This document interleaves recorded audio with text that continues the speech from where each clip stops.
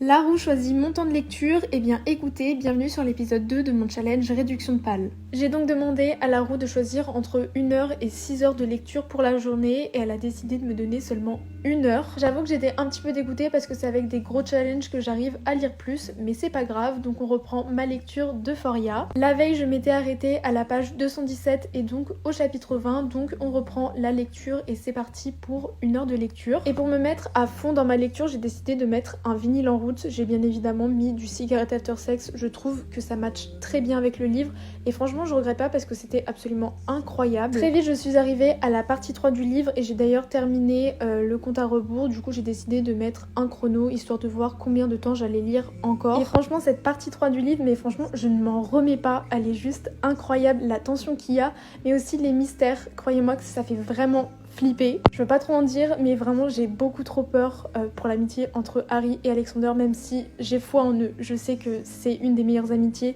donc je sais que tout ira bien. Bref, je me suis arrêtée à la page 341, ce qui fait 124 pages lues dans la journée. Et mon objectif pour demain, c'est de terminer le livre. Je sais que je le ferai parce que vraiment il est pépite.